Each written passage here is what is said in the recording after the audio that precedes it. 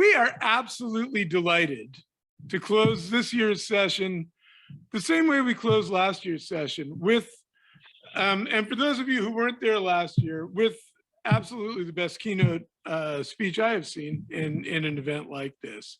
We are privileged to be rejoined today by Alex Benay. I can't actually use the right number of superlatives other than the ones I just used, but Alex is, as Mary likes to describe him, a rock star CIO from former head of the former CIO for the government of Canada, author, now a repeat guest at GCDCS, which should be somewhere on that list of superlatives, probably fairly low, and currently responsible for helping governments shape strategies around computing, especially cloud computing with Microsoft. I'm just going to get out of the way, turn it over to Alex. Alex, thank you so much for joining us today. Thank you very much. I want to make sure you guys can hear me okay. We can. Okay, perfect. I guess maybe I'll just start by way of background before I share some slides, just so you understand where my comments are coming from. I've been in and out of public sector most of my career. I started in international trade and development, and I went over to the private sector for a company called OpenText, which was our largest software company in Canada at the time. Ran some of our national museums because I needed a break from the airplane, which sounds kind of weird to say in COVID times. And then took on the CIO of Canada job with the feds. I was an equity partner for a while before I finally landed at Microsoft. Had a whole bunch of cooling off things that you need to respect, obviously. So I guess I'm giving you my background, not to brag, but just so you understand where some of my comments are going to come from. And it's actually really hard, it turns out, to follow up, a presentation from last year that was dubbed, one of the best ever heard. So what I thought I would do to try to kind of match some of that is actually make it very personal, to talk about some of the things I wish I would have known before I took over the CIO of Canada job or the CEO job of a Crown corporation or other things, in the context of the shift of everything that's happened from the previous industrial age to the digital age. So I'm going to try to do that in the middle of what I heard, if I heard correctly, you folks having drinks over in Hamilton. So hopefully your questions are very lively and unfiltered as a result of having had a few drinks in you already, because that's what makes this stuff more fun. All right, so we're going to talk about how things have changed as a result of the digital age emerging over the last decade, and how your leadership has to actually change, whether you're in a position of leadership, like formally in an organization or not. So before we do that, because I used to run the Science and Tech Museums of Canada, might as well go a little bit of a history, overview here. Like, industrial age came around. It took about 200 years for the world to adopt industrial changes, 2 centuries. It took about 1,000 years for the world, just to put it in context, to adopt the agricultural revolution. So we're talking about a 1,000-year change, a 200-year change, and then the digital revolution has been 10 to 15 years. So you can see the pace of change accelerating. But the employers essentially own the workforce. You as a boss owned your employees back in the day, right? And one would argue, some people still think that's the case today, you should run from those bosses, right? Or frankly, those ministers, if you're in public sector as well. Run from those people who still think they operate in the industrial age.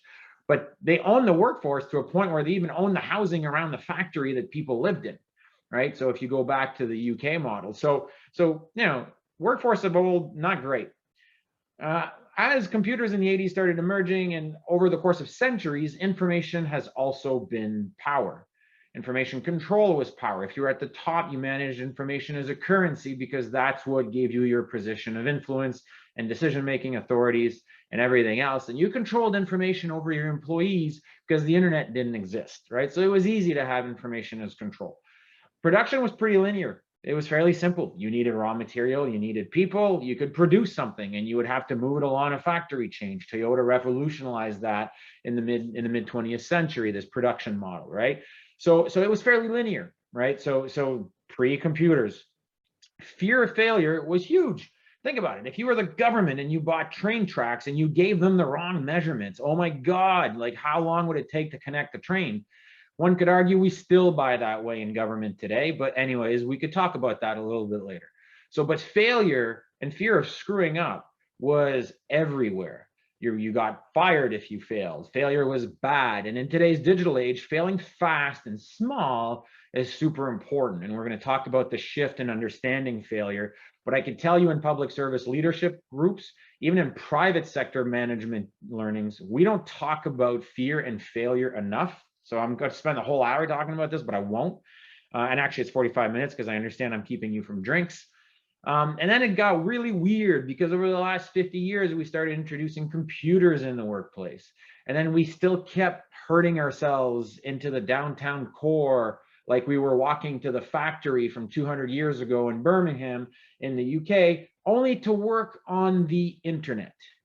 So it's kind of weird how, and I know I'm being a little bit facetious in my comments perhaps, but the fact is we were still a bunch of lemmings walking to downtown to go work on the internet when you could have perfectly done it from, frankly, anywhere. Okay, so that's been, frankly, we created a bit of a shitty workplace for ourselves. We haven't seen the evolution necessarily from a management and a corporate culture perspective into the digital age from the industrial age. Right. And I'm going to talk about some of those things, but we still do risk management from an industrial age perspective when we talk about technology projects. We still treat our workforce like they're industrial age workforce. And, and I'm going to talk about COVID in a minute because I realize that that's actually upended quite a few things. But the reality is it wasn't fun if you live in Toronto, arguably maybe Hamilton, to actually drive into work to work on computers. Like it doesn't make a lot of sense. Right. So it wasn't a great environment. So the things that have happened. You heard me talk about the pace of change, right? And it is the fastest pace we have ever experienced as a species, and it is only continuing to accelerate. I'll give you an example, and I talked about this last year. Teleportation is a real thing. There are no laws of physics that prevent Star Trek from happening. In fact, there are scientists in the Netherlands and in Toronto that are teleporting, I think it's subparticles, I forget the exact scientific term, about 3 meters at the speed of light. Teleportation is real, okay? It's going to happen. Like, talk about pace of change when we're talking about teleportation. So fastest pace of change ever. The production model has shifted as well. You heard me talk about the industrial age production model, which was people plus resources equal production. Now it's about ideas and data. And you'll notice that in this equation, you may not have people, right? Depending on the situation and depending on what's going on. And depending on whether you're using machine learning or other things, machines can learn and can pick up trends, as you all know. So we've shifted our production model where there's more production coming out of California with a 20th of the workforce than there was in the Detroit automotive industry, sort of industrial days, right? So you require less people to create better production, better growth for your country. And not every country gets this, all right? And I would argue that Canada is probably not one of the countries that gets this. We are very comfortable being the northern neighbor of the largest economy on the planet. And so that's not a trivial statement. Some of you will challenge that. I hope you do. I'm a bit cynical today, so maybe that's why that comment came out. But I think that there are other countries at a government level that understand the need for competitiveness much better than we do.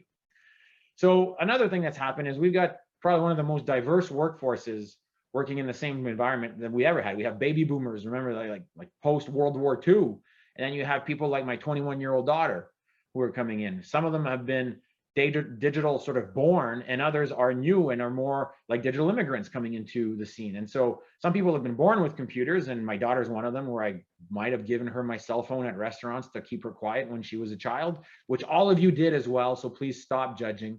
All right. So, but I know you've all done it because I've done it. Versus somebody who the computer came in and might have lived the carbon copy CC days, right? Like CC means carbon copy because you'd have to take the pink copy or the green copy or the blue copy and actually route it somewhere.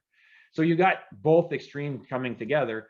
And then to make it even more challenging, COVID happened. And COVID was probably the shove over the cliff's edge that I'm hoping we will need to adopt different management and leadership practices throughout the workforce, because I'm not sure that without COVID, we would have adjusted quite as quickly. And even now you're seeing various governments around the world versus corporate entities around the world, banks in New York saying you have to come back to the office, which is probably the epitome of lemmings, transit in New York to work on banking computers. I mean, anyways, that's interesting. I hope they pay them a lot. And I'm only saying that because I work in a company where our CEO said we will be remote because people will vote with their feet. So COVID has changed everything. So if the work environment's changed completely, why haven't our leadership practices changed at the same rate? is sort of the question I want to talk about with you today. So hindsight's 2020. I'm going to go over a top 10 things that I wish I had known over the course of my job as CIO Canada, which, just to be clear, is the largest operation in the country. And it's not a bragging thing. It's just you understand the scale of it. Like, it's borders, it's, you know, your pensions, it's everything else, and things blow up on a daily basis. So it's a pretty big shop. And I sort of realized quite a few things going through the process. I managed to lose the 25 pounds I gained during the job. So now that I feel a little bit better, this will be semi-therapeutic, but I'm going to go over a list of sort of top 10, I would think, lessons learned, if we want to call them that. TBD on learned, but definitely lessons. All right. So this is personal opinion. I welcome you to challenge. I cannot see the questions as they're coming in. So if there's anything, please stop me as we go through. All right. So let's go on top 10. So the first one I found out very quickly is I sounded like an idiot every time I used the word transformation, because I didn't realize that it will never be done. You will never be done doing the work. Oh, you've deployed a new system. Guess what? If you're the federal government, that takes you 20 trillion years. You've got to update that system, right? Or guess what? AI wasn't a thing 5 years ago, or blockchain, or whatever buzzword bingo you want to use. The word transformation implies an end state. And in this day and age, we just finished talking about teleportation. There is no end state.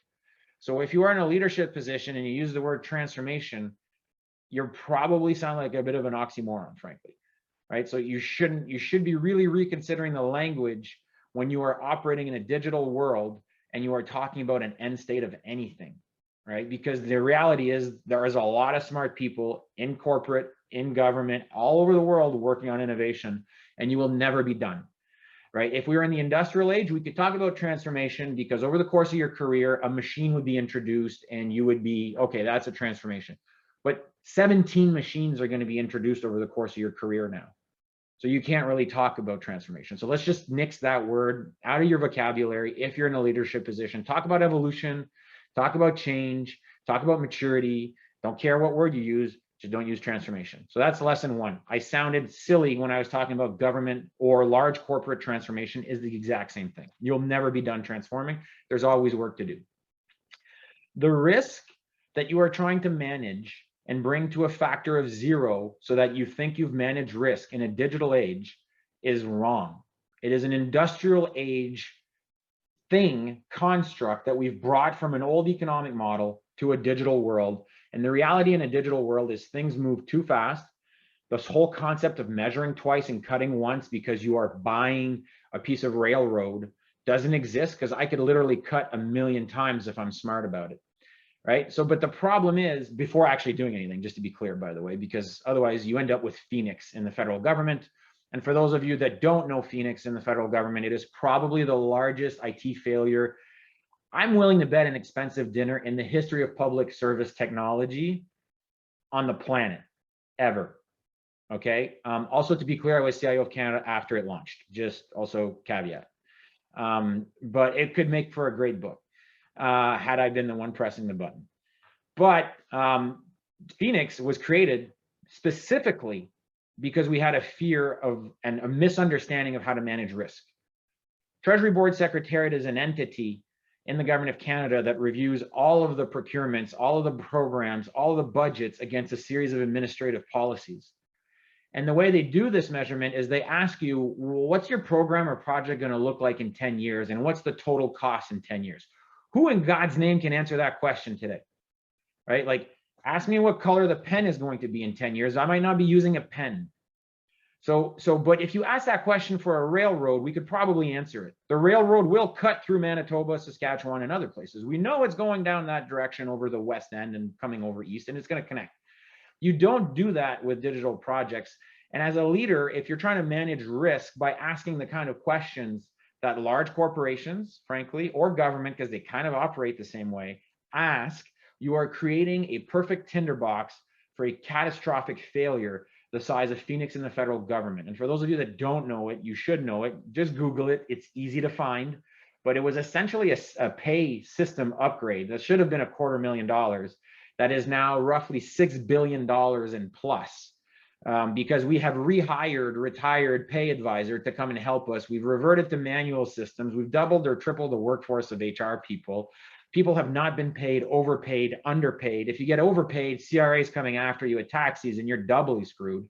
So it has been the biggest catastrophic mismanagement in the modern history of government, I would think, from an administrative perspective.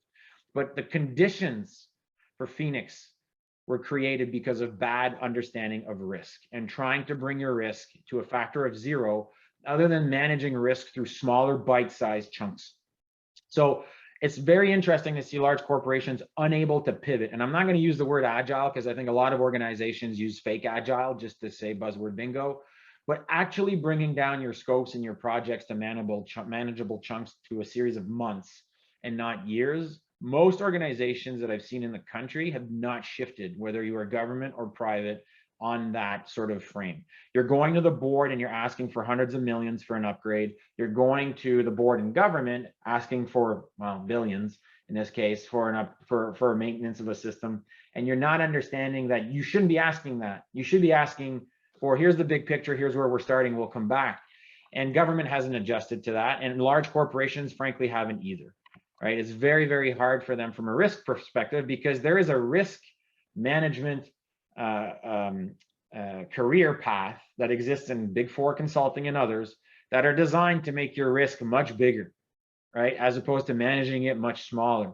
So there's a cottage industry in the country around this. So everything is geared up, and it's all driven by, frankly, some accountants who shouldn't be accountants in 20 years because an AI engine will do it better anyways. So risk, if you are an IT professional, should be very, very, very different for you, right? And you should understand that. And hopefully there are no accountants in the room or risk managers in a Big Four that I've upset, especially that would be horrible. But again, I'm trying to go over the top to generate a few comments or thoughts. The third thing that I've realized is that if you are in a leadership position, transparency is the new norm for you. Gone are the days where you could hide anything, right? Fiasco, a boondoggle kind of situation in the public sector, you can't hide that. Even in large corporations, you can't hide that.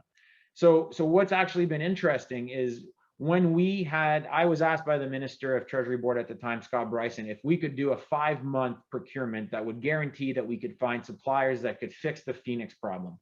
Okay, we're talking about tens of thousands of error logs, okay? Like it's massive. And about 500,000 tickets for issues. So we decided to completely change and flip the script. So everything we would have done historically, procurement, how we engage, how we report to media, it was all flip the script. And that came from leadership from a minister who wanted to do something different. We created a portal. Everybody could literally see where we were in the process. We excluded SIs right out of the, I'm picking on SIs again, I'm sorry. We excluded SIs right out of the gate because we wanted a direct relationship with the producer of the code. We gave them real user data, and we created kind of like a Hunger Games. Every gate we co-designed with the suppliers, and it got harder and harder until the final 3 had to show us how they would manage the 500,000 tickets. And we never paid the suppliers once, and it took us 5 months. And by the time we were done, we went from 7 to 3, and we had pre-configured solutions ready to go, right? But we were able to do that because every step of the way we communicated with the stakeholders. So whether it's the media, they would ask a question, we would just divert them to the portal and say, have a look. You could see our minutes from meetings are literally posted. When suppliers came in to do testing, we wanted it to be SaaS.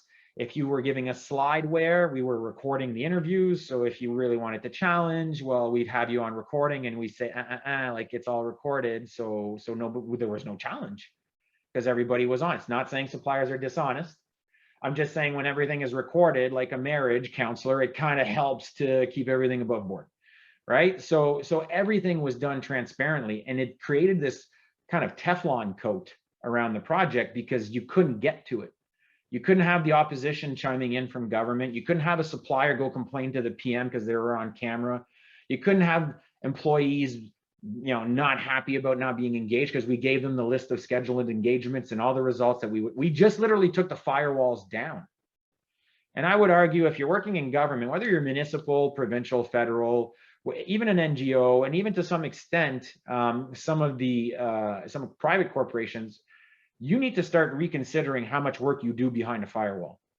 versus how much work should be done outside of firewall. Even Barrick Gold, a company, I think it was about 10, 15 years ago, started running out of geospatial data and new deposits to go mine. And so they created a competition. I think it was $500,000 at the time. And it's a Caltech person, I believe, that won, because they were able, through opening up of the Barrick Gold data sets, actually find new projects, new places to go mine as a result of opening up, right? So a change in business model. So the transparency is the third thing I learned. Hiding anything or working behind a firewall actually doesn't make much sense, depending on the nature of your business. And being radically transparent with things means people can't take top shots at you either. So that's also interesting. So the fourth thing that I'd say, if you're in a leadership position, is innovation typically doesn't really give a crap about the org structures. Usually the people that are deemed crazy are the ones that are actually the smart ones. Because if we didn't have, you know, the Teslas of the world, we would still have, not the company, I'm talking about like go way back hundreds of years, we would still be operating with the world's best candlestick. We would not have electricity in our homes. So, and you know, this guy was called all sorts of names. Crazy is the least of his problems. But the point being is innovation never comes from within the organization that is stable. It can't. It's not genetically possible. And I understand this is a black or white statement, but think about it. The people in decision-making authority positions, the system has worked for them, right? Because they're in a position of power. They've been promoted to a position of power. If you're CEO of a company, if you're a deputy minister in government, the system works for you. What's the incentive of changing other than your stocks or other things? It's true, but there's a lot of people for whom the system, so to speak, does not work. And they're usually the ones that have the bright ideas that are considered crazy. So for me, when I was in the feds, I had this person that was called Lauren Hunter. She had a dream of taking staffing time down from 225 days as a norm. Like how is that even competitive in anything, right? Down to about 30, which would put us at par and better than private sector. She wanted to take 40-year careers, because nobody signs up for that anymore, and break it down to 6 or 12-month assignment chunks so that you could come in and out of the public sector more easily. Everybody called her crazy. I had colleagues, when she came to me when I took over the job, because she wanted a home. She didn't even want money. She had her money. She went to go pool her money from 43 different departments for $1 million. That's all she needed. She had her money. She needed a home to work on this. All I had to do was free up boxes on an org chart.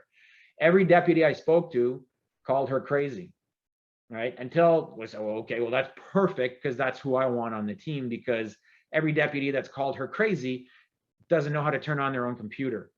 So she understands the power of digital in a way that's actually able to do the things she wants to do, flip the model on its head, and actually attack the business model and attack the old structures with something new. So of course the system's not going to support her, right? So my job was to be a shit umbrella for her. It turns out that 9 months of, you know, being the umbrella, 9 months later, $1 million, she had staffed about 30 jobs in roughly a month.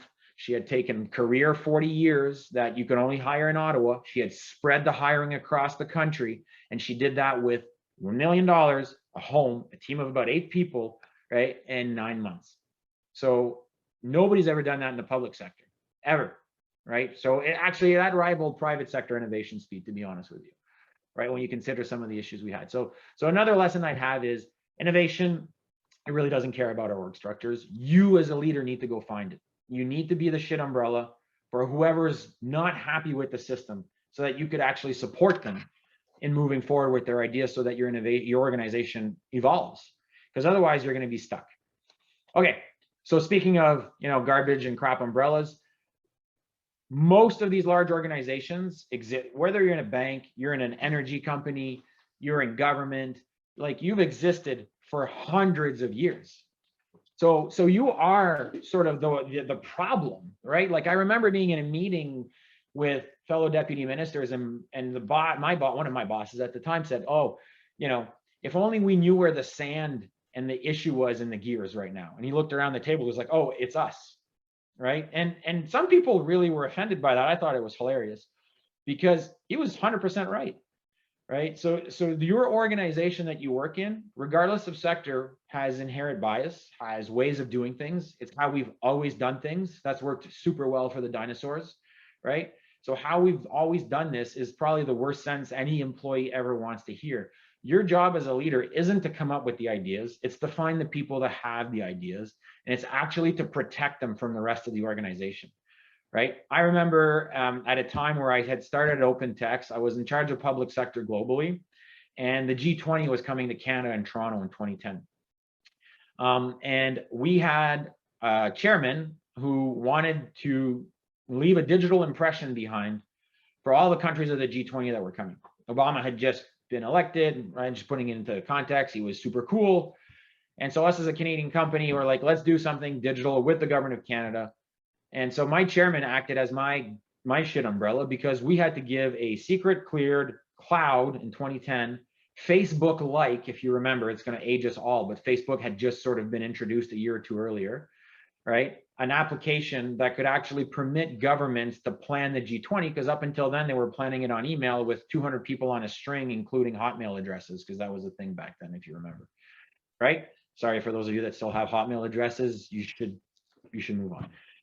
Apologies for that. But so instead of doing it that way, we wanted them to do it in a collaborative way, and nobody had really done cloud on that security level before. And so my chairman basically commandeered the engineering department to make it happen. I would not have been able to have delivered the world's first secret cloud, 20 country, 19, I guess, plus the EU, performance software or collaboration software in the hands of the G20, which became the virtual secretariat for the next 5 G20s, by the way. Like, I wouldn't have been able to do that as an employee if it wasn't for my chairman acting as that umbrella, right? He removed everything. Basically, my marching orders was to say yes to everything and then try to go figure that out in the organization. Very, very problematic, right? So if you are in a leadership position, the umbrella factor is extremely important, that you actually be that umbrella factor for your organization, for your team. I would also argue, if you're in a leadership position, that delegation, the way we used to pass the baton in the factory, is dead. Details is the new strategy. If you don't pay attention to that, you will get burnt, because something that is small one day is huge the next. So I'm not saying that as a leader, you need to know your organization inside and out. I'm just saying that you need to understand that 6 or 7 layers deep, and I'm not promoting a flat I'm not an organizational design expert. I'm just saying that it was very bizarre for people when I came in as CIO that I was focusing on 5 projects that were deemed small, including Talent Cloud, but they were the 5 projects that I thought could start to change the culture a little bit of the federal government of Canada, right? And I would give them weekly time. And people were like, you're a deputy minister, what are you doing meeting with these people? I got this all the time until people just gave up, and I just kept doing it. But I did not want to delegate the 5 special projects, the 5 innovative leads that I had found that were dying a death of 1,000 cuts in the federal government. I didn't want to hand that off to anybody. I wanted to manage that. It was important that they know that they had support from me. So the point here is, like, tents are big now because they're all virtual. So you could fit as many people under the tent as you want. The delegation concept, if it's really important, you got to find your 3 to 5 things or your 2 to 3 things and actually bring it super close to your chest. And by that, I mean, give it the support, direct support that is needed, right? Because passing the baton, it's too slow. It's just too slow. Phoenix Next Gen, we had to commandeer whole floors for it once we got the team in place, and it started consuming half of my life. I'm in charge of the entire government, okay? But I focused in on Phoenix Next Gen. Why? Well, I would think it's pretty obvious. But if I didn't focus on it half a day, like half of my day every day, it wouldn't have gotten the support it needed. Not because I'm special or I'm amazing, just because they needed the weight of the position of the CIO of Canada behind it to keep it moving, to keep it moving, to keep it moving. So if you're in a leadership position, you have to realize that if you delegate something, you're partially providing a message. And that's not always a good message. So you need to keep that in mind. So we talked about details being the new strategy. It's literally the example that I brought up. So I'll give you an example on this one. I was in charge of our National Science and Tech Museums. Again, nobody understood when I came in. I wanted to be the first public institution on the planet to work outside of the firewall. All right, so if you think about it, museums, other than maybe a little bit of personal data or a submission to cabinet for funding, which is secret, not much needs to be in a firewall. I would argue most of the work should be done real time outside the firewall, collecting artifacts, doing historical research, preparing exhibitions. All that stuff should be done outside the firewall. We had great ambitions, right? Our people wanted to do video games. They wanted to, be the cool museum on the planet. They wanted to do documentaries like the Smithsonian. Okay, well, I don't know if you're the CEO, if you have a choice of putting a bunch of historians in charge of doing video games and documentaries. We talked about risk earlier. That's still a risk that personally I wasn't willing to take. So what could happen though is we could change the business model. And in order to do that, there were certain details I needed to focus on. And there's only a few people that understood this at first until we just started doing it. So I acted as the shit umbrella for a group of 3 people to literally drop the firewalls and start pumping every information we produced outside into a repository every 2 hours. Massive data dump. Everybody's like, the data's not structured. Nobody's going to understand it. What's going on? Yada, yada, yada. But I just didn't care. I was focused on that thing. And the board was asking a lot of questions because we were launching a new museum, bricks and mortar, but I was focused on that. Okay, so the end result of being focused on the details of that, it cost us $25,000, by the way. Okay, so digital does not cost a lot. Doing industrial age stuff with tech sucks. It costs a lot. Doing in digital stuff does not cost a lot of money. Just really want to cover that with everybody, and that I will go to the grave with. Okay, but $25,000 to use software that the federal government already had, that we already had, just to go outside the firewall. And all of a sudden we started getting calls from mobile gaming production companies out of Toronto saying, hey, we want to use your content to do World War I, because we had the aviation museum in our portfolio, World War I games. We said yes. We got into an agreement with them, and all of a sudden the video games are downloaded in 184 countries. We've never had Canadian heritage content touch 184 countries at the same time, and this is overnight. Video games started producing money for a crown corporation in the heritage space. That had never happened. So we got to do the video games. We just got to do it differently. We got to do it with data. We got a call then from Nintendo, cold call from Japan, best call ever, right? When Nintendo calls you to do video games on the Switch platform. We then got a call from the video production company that did the March of the Penguins saying they wanted to do science documentaries. And I was like, man, I don't have $1 million to give you. And also my historians aren't production people. And they're like, no, it's fine. 97% of the documentary is going to be supplied, the funding, by the federal government through tax credits, which you as a Crown Corp don't have access to, but me as a partner have access to. So then I was like, oh my God. So changing the game, focused on a few details, focused on the data piece, changing the business model is not necessarily complicated. You just got to be willing to take a few licks as a leader. Another thing I learned, I'm getting close to the end of top 10 because I need a drink too. Please stop hiring in your locale. Okay, your best talent is not in your city. Heck, it's not in this country. So I'm not saying if you're a municipality that you should not hire in your municipality. I think you should do that. I think you should hire outside of your municipality as well, because I promise you, you don't have the best developers in your city. There's always somebody better around the corner. Right? And if you're the federal government or you're a large corporation, you could launch an AI hub in St. John, Newfoundland right now in Memorial University if you wanted to. All you got to do is let people work from home. And COVID has shown that you could do that. So you could distribute wealth in a new way in this country, right? If you stop looking as where your headquarters is as where your people are, because that's the faulty assumption. It should just be where you get the best tax break. That's it, right? And because like the talent you can get from absolutely anywhere. One of the last ones that I'll say, I think I'm on 9 now, is if you are in a leadership position, don't hire yourself. All right, hire different from you. I'm a big Habs fan, by the way, for hockey, and I'm hearing all about the next general manager and all of this search and the new EVP that they hired and that you can't have a yes person or a yes person. And so my point here is hire different than you, right?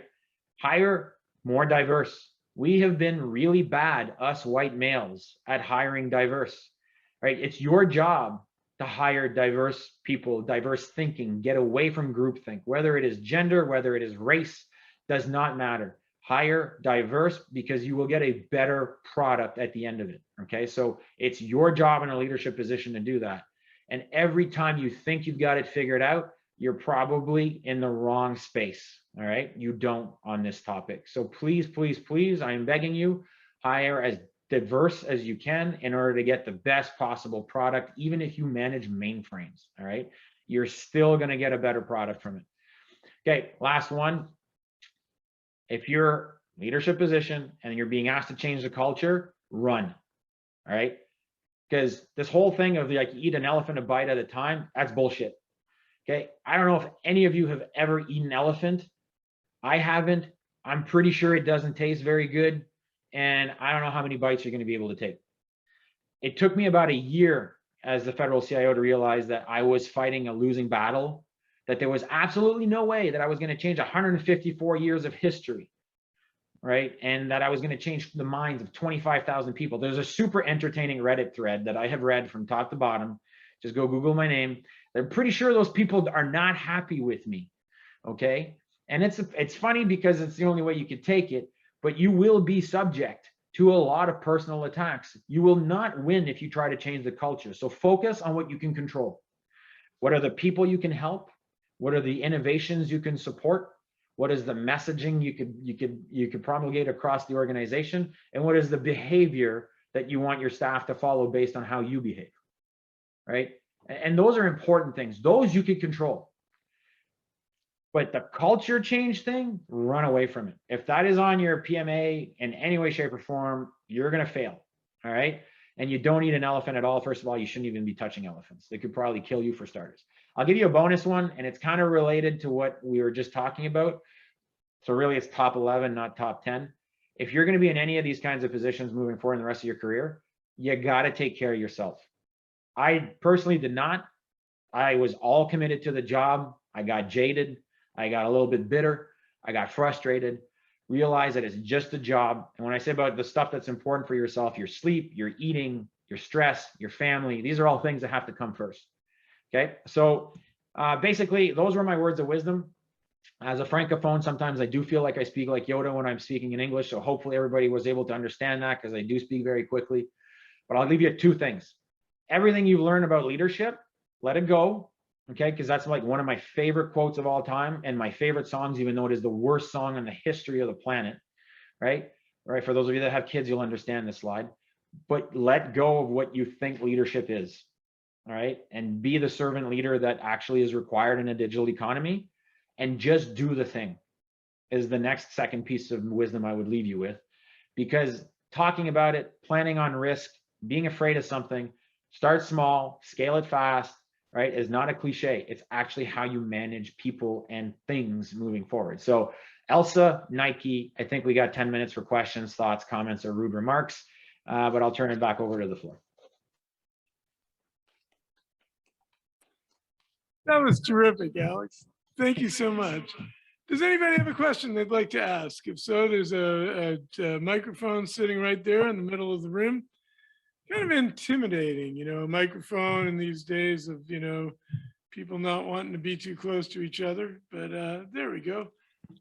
I was interested in the beginning of your presentation because I'm a student of history too. And you said that in the industrial age, that ideas plus people equal production, and that in the digital age, it's ideas plus data that equal production. And as a side comment, you said, notice in the digital age, there are no people. So my question is then, where do the ideas come from? Yeah, I think that's a great question. And so I will defend my statement by saying, remember, I said a few things that were over to the right to try to land people over in the middle. What I meant by that is two things. Let me give you an example of how Estonia now does production generation for their country. You are allowed to be an e-Estonian citizen without ever stepping foot in the country. They want you to launch your e-Estonia business without ever stepping foot in the country. If you talk to an Estonian, I have a lot of friends there, they'll be like, our neighbors are a little bit rowdy. There's no sun, it's cold. Like, you may not want to move here, but we want you to be a startup in e-Estonia. So the end result is they're generating tens of millions of dollars in the service industry as a result of not having anyone in their country. Now, yes, there's still people doing the work, obviously. So to your question, I think that's where the you know, you got me kind of thing on that. But the immigration model is completely different.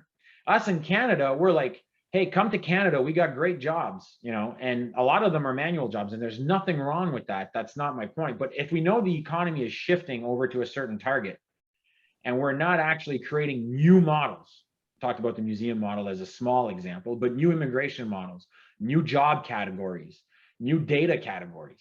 Like, we're not going to get the innovation economy. Whereas in a small country like Estonia that has 7 unicorns now and counting, has more than Canada and they have a population of 1.25 million people. So the point is you're going to need people. You are absolutely right. Do you need as many?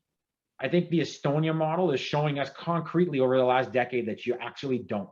You could create as much growth, as much innovation, as much wealth, as much prosperity with 1.25 million people by redesigning the model, right? Is sort of the point of what I was trying to get at. Okay, fair enough. And I just was worried that you might be saying machines would take over the world.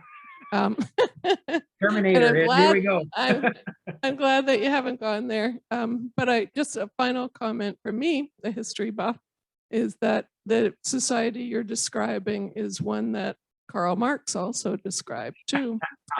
Remember the era of superabundance when technology is so evolved that we don't need human capital and human labor anymore. So the only thing I'll say to that, if I can, is go Google Boston Dynamics and some of the robot videos that they have coming.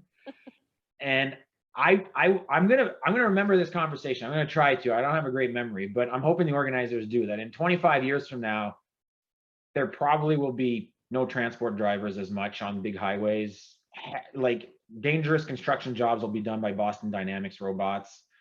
And that if you're an accountant, the machines already do it better than accountants do anyways, as far as the whole ledger from an audit perspective, let's say. So I do think, not that I'm a Karl Marx sort of believer in that vision, but I do think there's parts of it that are going to rub up against some of us, you know, in the next multiple decades for sure. And in some cases, it's already there.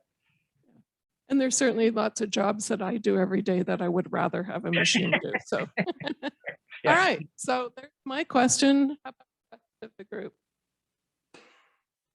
Anybody? So you talked about focusing on the details and how details are what can often kill projects. Can you give perhaps a few more examples of that, or maybe some specific advice on how to capture those details effectively? Yeah, no. So the first part is easy. The second part is, I'm going to park that and buy myself some time with the answer to the first part. I'll give you an example with Phoenix in Ottawa, okay? Phoenix in Ottawa was run on a certain kind of technology. They wanted to upgrade it. There was zero testing done. There was no backup plan. There was no backup data. There was nothing. There was a business case to save $200 million a year, or roughly, on personnel. And whatever deputy minister was in charge of at that point of public works or public safety, I promise you, had no idea that those details were important, right?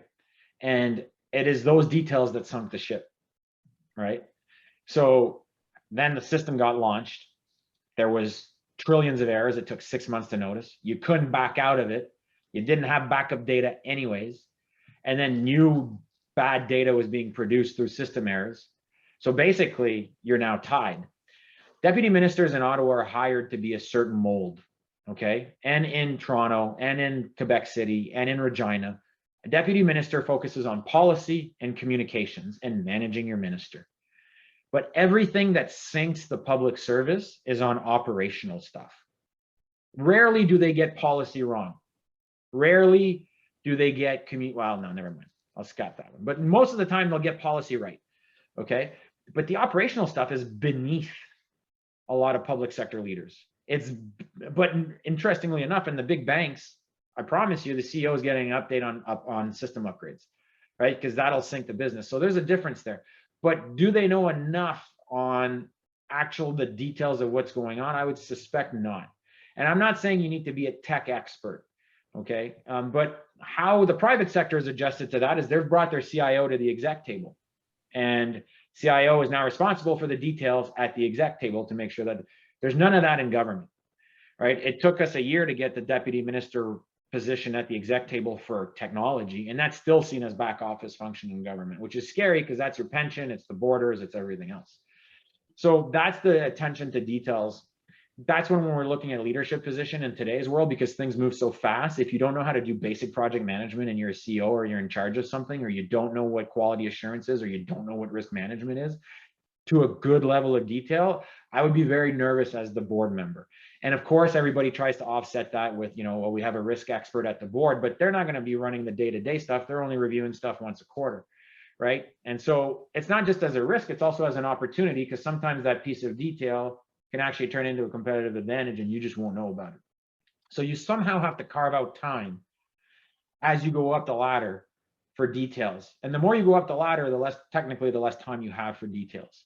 So for me, to answer your second part of your question, I would always try to give 10 to 20% of my job, of my time, to either the innovation projects that I had sort of identified on the board, to doing my own risk analysis and hiring an independent firm to come in and do risk analysis with me of a program that was failing that I had to go present to the Prime Minister.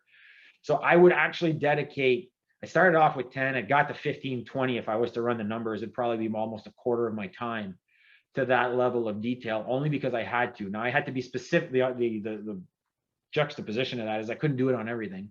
So by design, I was failing at my own lesson because I didn't have enough time, but 25% of the time is still a lot, because that was the stuff that was killing us all the time, frankly.